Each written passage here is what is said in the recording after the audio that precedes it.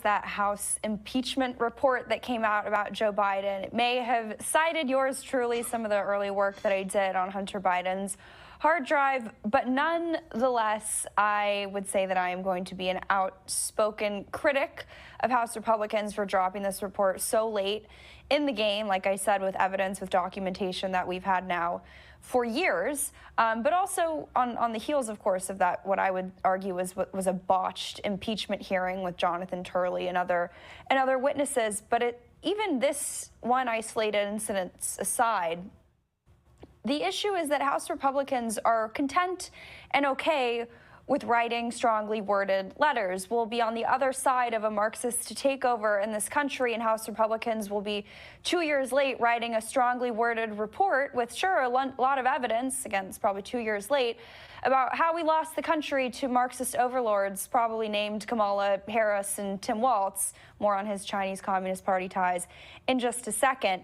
But the issue is that they're still playing with letters when Democrats are launching impeachment inquiries against people like President Trump for having nothing short of perfect phone calls, when they're engaging in hundreds of years of lawfare against President Donald J. Trump, and we're up against a dark money machine and apparatus that has undemocratically, and I use that word not in the way the left uses it, installed Kamala Harris in a coup-like takeover of the Democratic Party. Republicans think it's okay to put out a 292-page letter documenting chapter and verse Joe Biden's criminal misdeeds. It's absolutely insane. This is not the time for strongly worded letters in the same breath in which you're writing those and talking about them and tweeting about them.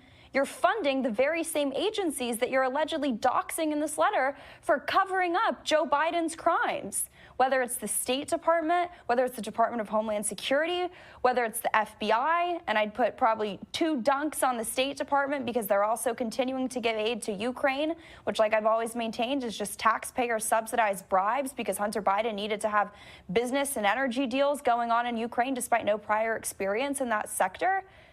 That's not how you take on the deep state. You do nice little charades of letters while meanwhile you're funding them to the tunes of billions of dollars and giving them brand new headquarters.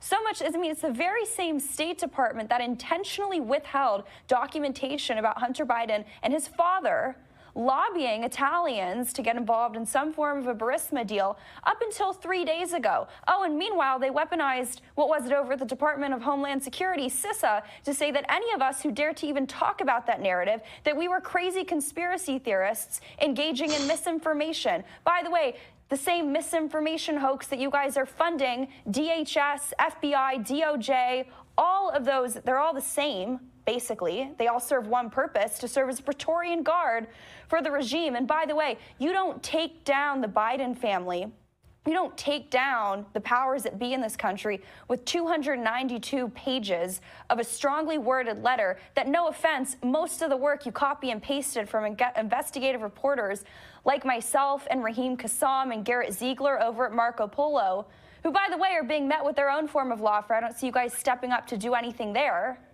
So congrats on writing a strongly worded letter. I don't really see what it's going to achieve. Also, Joe Biden isn't running anymore. These people are fundamentally unserious, and I encourage you guys to call them and tell them to actually do something, i.e. strip the funding from these agencies who enabled this cover-up for so long. Of course, it won't be too hard on them. They also did recently put out a letter. It was to the FBI getting Christopher Wray to join in on their investigation into Tim Walz's ties to the Chinese Communist Party. They cited an exclusive story that you heard first here on War Room, broken by yours truly, but nonetheless, strongly worded letters aren't going to cut it when people like Stephen K. Bannon are sitting in a federal prison. You can't bring a strongly worded letter to a lawfare and gunfight. With that being said, all right, let's just face a certain fact here that's very uncomfortable for conservatives and Republicans to even admit.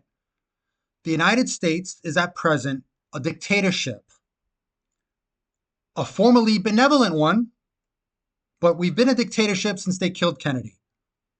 All right, so the people in charge know what's going on. They're choosing the presidents. They're choosing what's going on, who's going to be prosecuted. The Republicans aren't going to do squat. Nothing. Now, it does look like a deal's been made, and it's going to be a semi-fair election, and Trump is going to pound this in.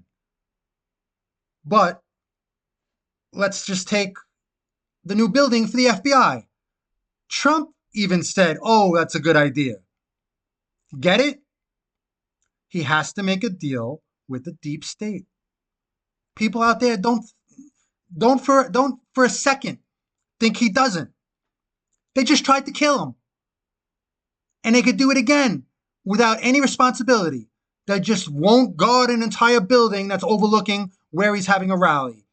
And then they'll have assets in the FBI, put some crazies up there, and then he could shoot him. It's happened already. Luck has him still alive.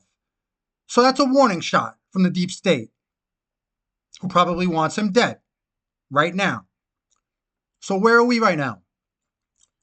Is our country going to explode if this election goes the way of 2020? I think so. I think we're at a certain powder keg right now, and it's ready to blow. And that's what they fear, because the Second Amendment is still in force. I don't think they're going to like what happens. So they're going to try to kill him again. That's just my opinion. What do you think?